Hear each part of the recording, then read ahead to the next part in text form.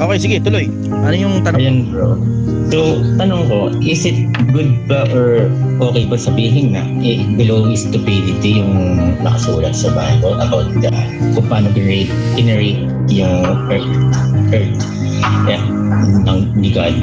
Kasi nakalagay doon kung paano generate is about there's a firmament and there's a water above the firmament and in the earth.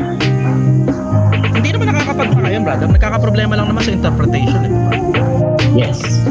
Yung Pero, konsepto lang namin, paano- tubig sa ibabaw, may kung tubig sa ilalim. Ayun, nakikita mo rin ito. Nakikita mo to, may water vapor dito. Diba? O yan mismo yung tubig sa ibabaw, tubig sa ilalim. Diba? Hindi naman nakakapagtaka yan, eh. Nagkakaproblema lang naman dun sa konsepto na flat ba yan o bilog. Ang problema, wala naman kasi sinabi sa Biblia kung spherical o flat. Diba? Pero Actually, kung nasabi sinabi kasi, diretso na flat, hindi walang problema.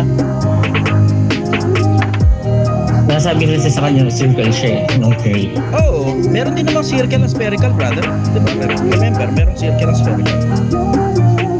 Oo, yun nga, nandun nagkakadalan.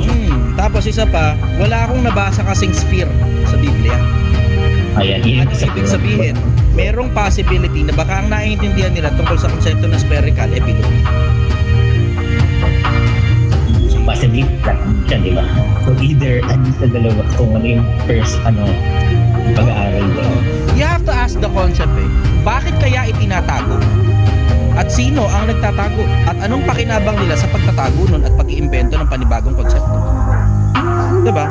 Until masagot yung mga tanong. Opinion ako. Sige, go. Siguro, ang opinion ko about that, they want to mapalayo yung mga tao sa gate for that. Siguro. Para malihis sila pag-decision or parang di ba yung kung ang purpose ng pagtatago nun para mapalihis sa Biblia, itago na lang ang Biblia. Wala nang maging prenta ng Biblia. Kasi kung kaya nilang maglagay ng malaking kasinungalingan na flat ang mundo pero bilog pala talaga yan, pero sinasabi ng mga tao bilog yan, tapos ang totoo pala flat pala, sa ganong kalaking klase ng kasinungalingan, kaya mo nang tanggalin ng Biblia sa sangkatauhan.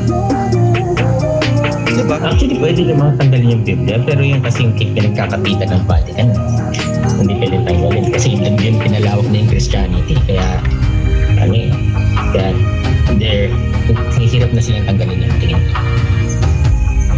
Ako may malaking duda ako ron Isa sa mga pinakamalalaking dahilan, yun nga, going back to the original reasoning, na wala kasing presidente ng bansa na nagsasabi ng ganyan. Kasi, Ayun nga eh. tira mo, pansinin mo, anong pangalan na to? Si Barack Obama. Si Barack Obama, tinanong siya minsan panahon doon sa programa ni Oprah, kung di ako nagkakamali, kung totoo ba na merong alien. Ay, hindi siya yun. Basta lalaki nagtanong sa kanya. Ang sagot niya, may mga bagay na hindi namin pwedeng sabihin sa inyo. Yun ang sabi niya. So, merong possibility may alien, may possibility wala. Pero merong research ang Amerika kung may alien ba o wala. Classified yun. Classified. Pero tingnan mo, pansinin mo, as much as hindi sigurado ang sagot ng presidente ng Amerika tungkol sa konsepto na merong alien, walang presidente ng Amerika na nagsasabi na flat ang mundo. Wala ring presidente ng kahit na anong bansa ang nagsasabing flat ang mundo. Sa dami ng laban at digmaan na nangyayari sa iba't ibang parte ng mundo, imposible namang walang magsiwalat yan sa mga presidente. So isa sa mga pinakamalalaking possibility na nakikita ko, nag-uusap-usap lang dyan mga conspiracy theories at mga ordinaryong taong bayan.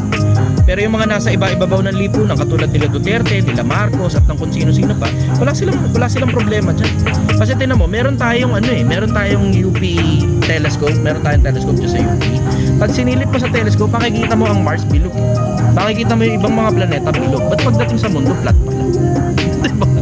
Gets mo yun? Paano nangyari yung iba bilog tapos tayo flat?